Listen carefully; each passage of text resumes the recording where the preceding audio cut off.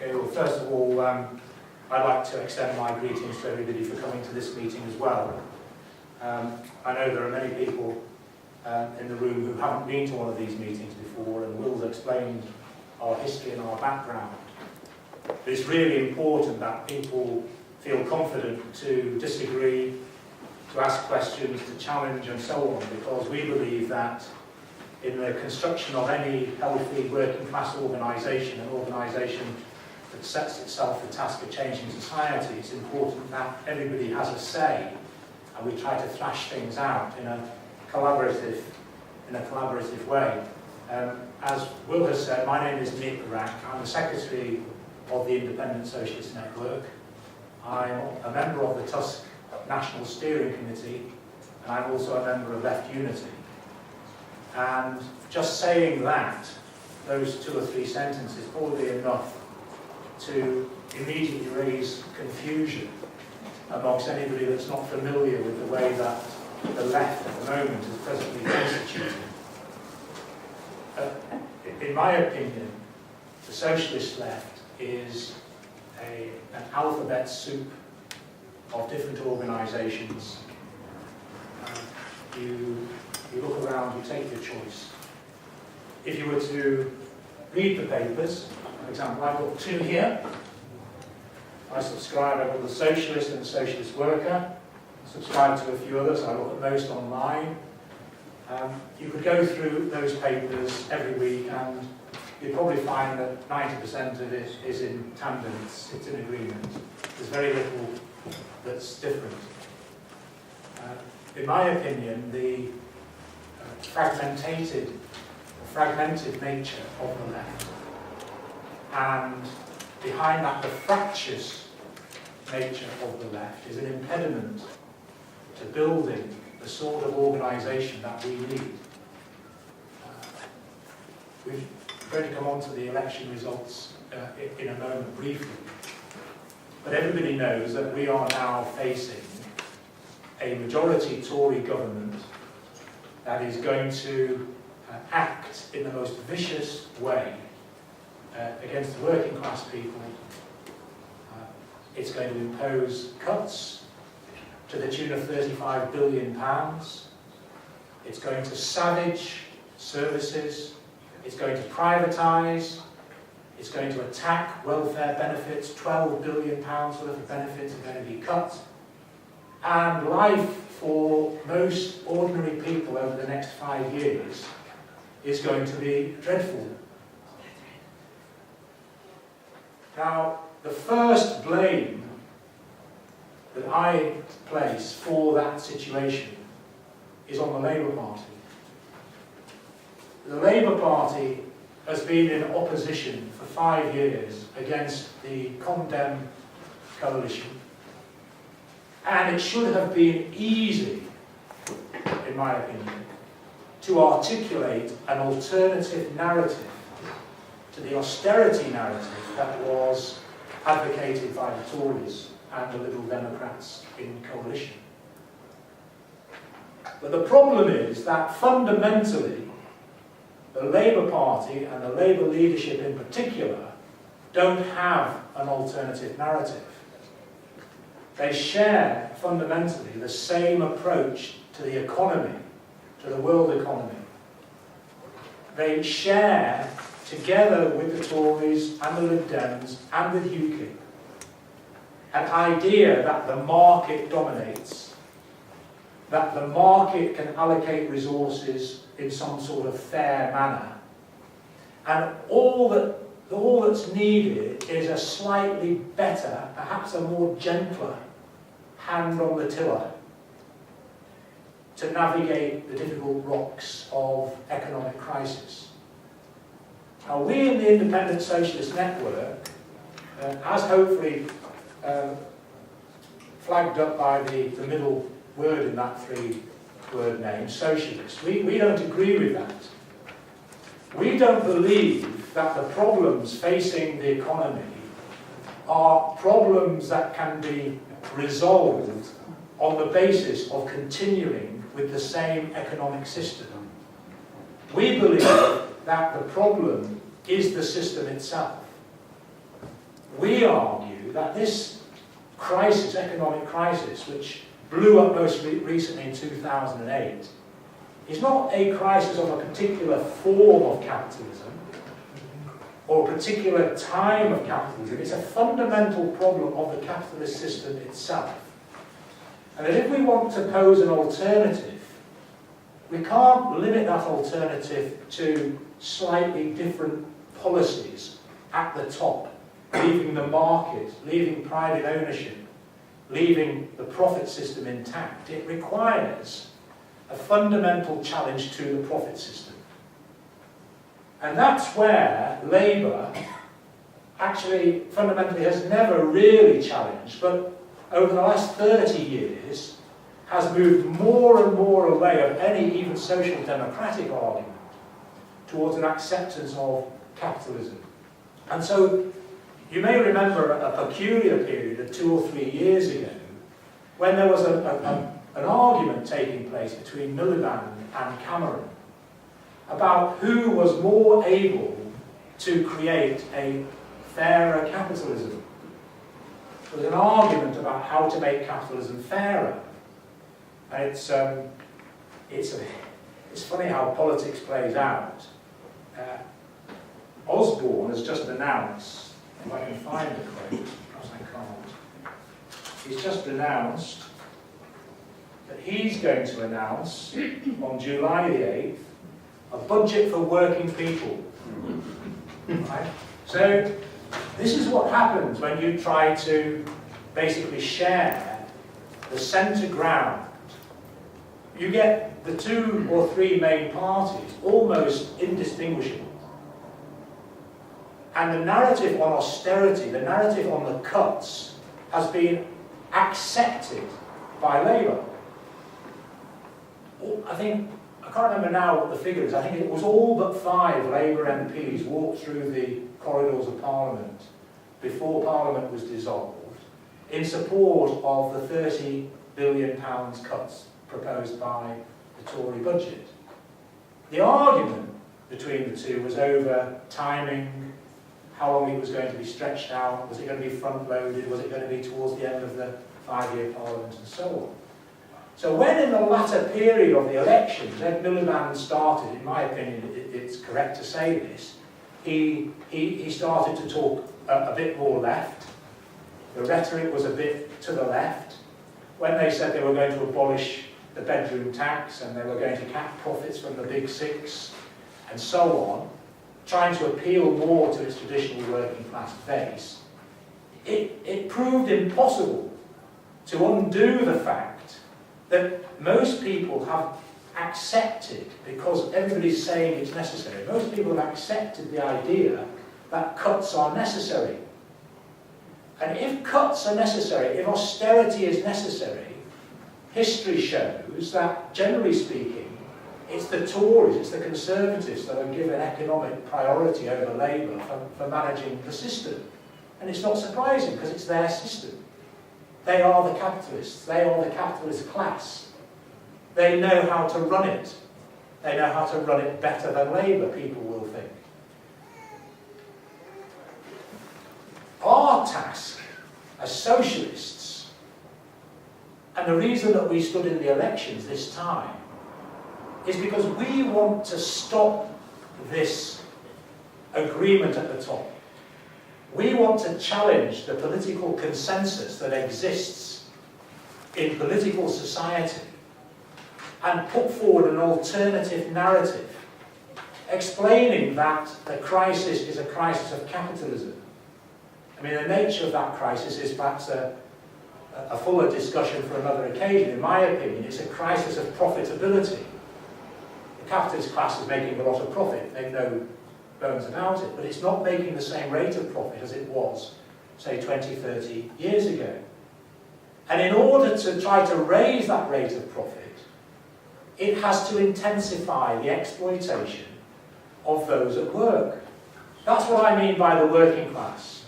I'm not using the term working class in a sociological way, where you're looking at people who are manual workers, who work in the lowest grades, cleaning the streets or whatever.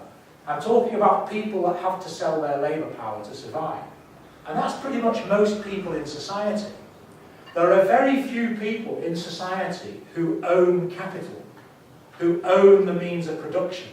That is, who own shares and get paid out of their ownership of the shares of transport, technology, industry, and so on. Most people have to work, and even people who are in quite well-paid jobs will find themselves, if they don't work for 2-3 months, it's crisis for them and for their families. So if you think about it, the working class, in that description, is absolutely the majority class in society. And we believe, as socialists, that that majority class has the power, because it is the majority in society, has the power to change society. Why should it be that the majority go out to work, and yet the product of their labour is not theirs, not even theirs collectively, it's the property of the people that own capital. And so what we're doing is, on a national scale, we are producing wealth that we don't own, and we don't control, and we really have no say over how it's allocated. And we say that that is completely undemocratic. So what we want is a change, a fundamental change in the way that society is organised. We want to extend democracy to its absolute limits.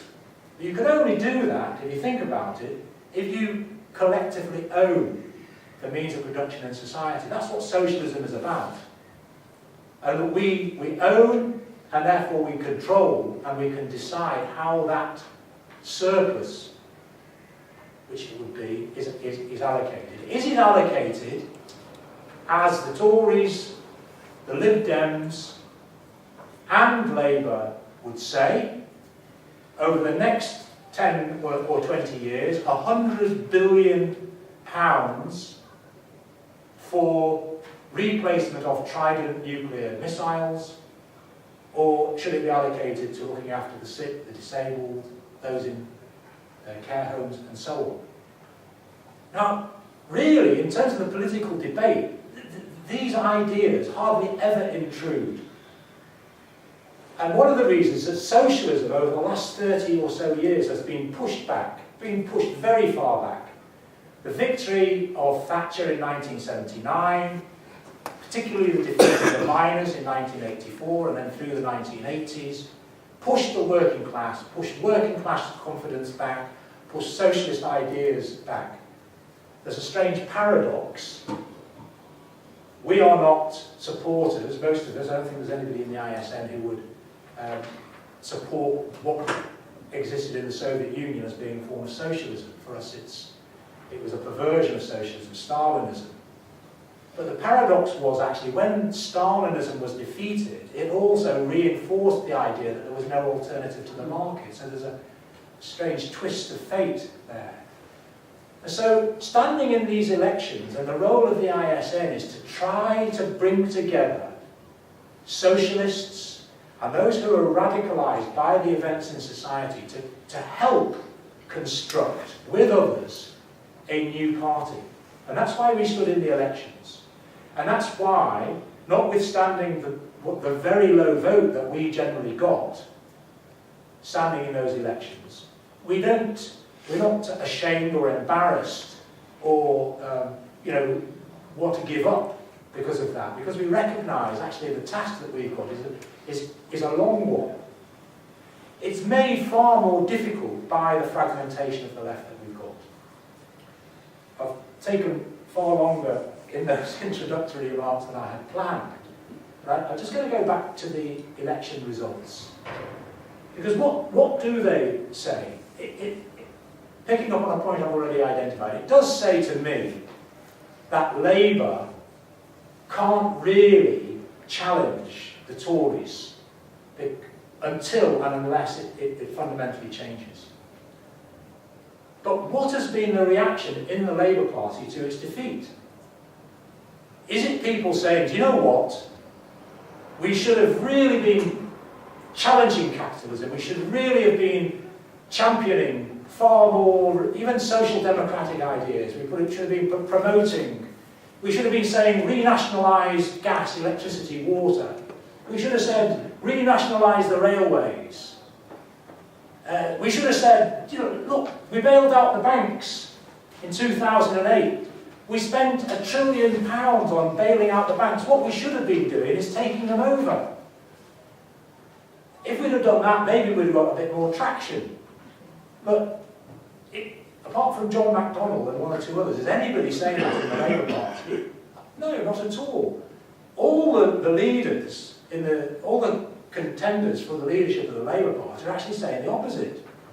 They're saying what we really need to do is go back to a previous period. We need to go back to New Labour. We need to go back to either Tony Blair's New Labour or New Labour, slightly like Andy Burnham's position. So the argument isn't to move left. It's to move right, to go back to the centre ground, which won't attract working class people at all. So that's, in my opinion, obviously there will be a lot of discussion to say, qualify or add to that assessment, or to challenge that assessment, of course. On the other side, I think it's important that we don't get carried away in too far going the other direction. Having said that they fundamentally share the same ideology, I want to qualify that by saying I don't think that you can say that the Labour Party and the Tories are exactly the same. You only need to look at the programme that the Tory government is going to implement now to see that a Labour government would have been different. Just take one example. Labour would not have been attacking the strike legislation. It would have not have been seeking to impose restrictions on the right to strike, which is what the Tories are going to do. And there are other differences. The point is that fundamentally, however, they both share the same approach. So there was a dilemma facing most working class people in this election. We're going to either get another repeat of the Condems, or we might get a Tory majority, which is what we've got, or we may be able to ameliorate the worst effects of that by getting Labour, even though we're not that confident in Labour. And I believe that's what happened by and large. Most working class people went out and voted Labour. The turnout in the elections went up. In London particularly, Labour's vote went up dramatically. I stood in Camberwell and Peckham, and I got 0.6% of the vote. I got 292 votes, and that's a low vote. I spoke to somebody that we met during the campaign, and I phoned him up and I said, well, you've seen the election results, we got quite a low vote. And he said, well, actually, I was pleased that there were 300 people in Camberwell and Peckham who voted for a socialist. And that's one way of looking at it. But going back to the point about the vote, Harriet Harman had a majority in Camberwell and Peckham of 17,500 for Labour. Her vote went up by 5,000, and her majority went up by 7,500, because the Lib Dem vote collapsed to by two-thirds. But there you can see is an instinctive class vote to stop the Tories getting in, because there's no main alternative that people see. At the moment, that alternative, if people are looking for an alternative, primarily went to the Greens. So in Camberwell and Peckham, the Green candidate got 10% of the vote, which is a good vote. We have to say that, we have to recognise that. In Scotland, as everybody knows, the Labour vote collapsed by 17%. They got wiped out in all but one seat. The SNP, triumphant, won all but 3 seats in Scotland. And the SNP vote, I think, I would characterise it as this. It was a vote for what was perceived as being a form of reformism, a form of a reformist approach to government, what I would call a sort of social democratic, old Labour Party style programme. And people voted for that. And that came on the back of the referendum campaign, when again I think that a lot of the yes vote for independence reflected that anti-austerity feeling, and there was a receptacle for it. There is no receptacle at a national level in England. And that's something that's missing. That's something that we've got to address. So just moving on then, because I have to cut out a lot. Just the overall votes, if you add up the Tories, Lib Dems and UKIP, it's 57.5%, 57.4% for those three parties. The Labour Party, 30%. Most of those votes were not votes for the Labour Party cuts policy, of course. They were to stop the Tories. In the ISN, we have an idea, and again, challenge it. We believe that there is quite a wide layer of people who would characterise themselves as socialists in society. Quite a large layer. There are many people that have been through various different left-wing groups, many people who've been in the Labour Party, still in the Labour Party, left the Labour Party. And they could be attracted to a serious socialist party. That party still has to be constructed.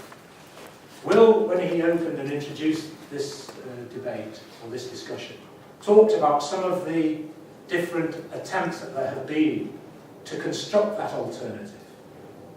I would say that they have floundered by either the behaviour of an individual, a dominant individual, or by the behaviour of a large dominant group. And what's happened each time that those organisations, whether it's the Socialist Alliance, Socialist Labour, Respect, each time that those groups have disappeared, it reinforces the idea that you can't do anything outside of the Labour Party. A lot of people get demoralised, disenchanted. But perhaps most importantly, those people that came together are dissipated. And that's what we're trying to do in the ISN. We want to bring together people who aren't in the SWP or the SP or any of the other organised groups and bring them together to discuss how we can construct such a new party. And we want to do that in a completely non-sectarian way. We don't want to be attacking and condemning and criticising unnecessarily the SP or the SWP or anybody else for that matter. We want to have comradely, serious debate and discussion with other socialists about how best to do this. So we look at developments in society, maybe initiatives by others, and if we see those as being a potential stepping stone to what we want, which is a united mass socialist party, we want to participate to build those, to help build those, even if we see inadequacies within them.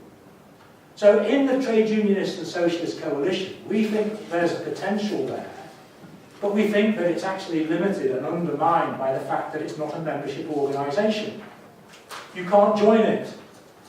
It seems strange that I posted on Facebook that if you could join Tusk, you might actually be seeing a little mini Tusk surge at the moment.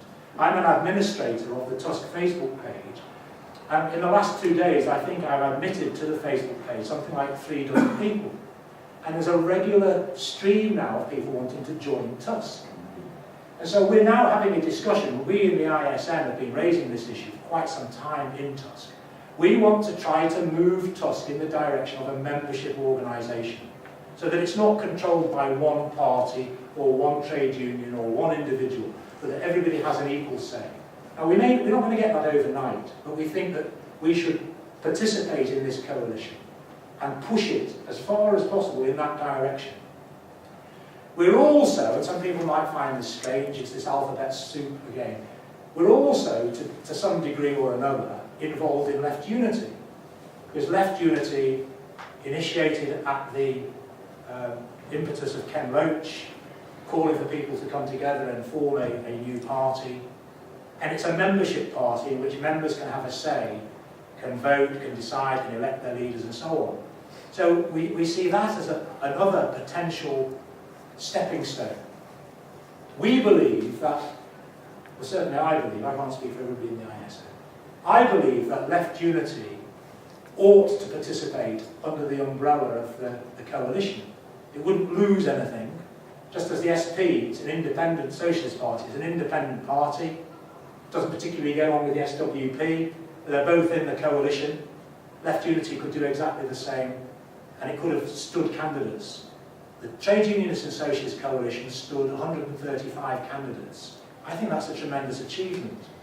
Left Unity, I think, very mistakenly, almost idiotically, I would say, only stood 10 candidates. Importantly, 7 of those were joint candidates with Tusk. Ed was one, I was another, showing that unity can be achieved. So we're going to continue, and we want to participate in these debates and discussions with others. How do we take this all forward? I'm going to finish now, and I've not said anything like as much as I wanted, but hopefully I can come back in the discussion. But please challenge and disagree, because that's the only way that we'll make progress. Thank you. Thanks very much.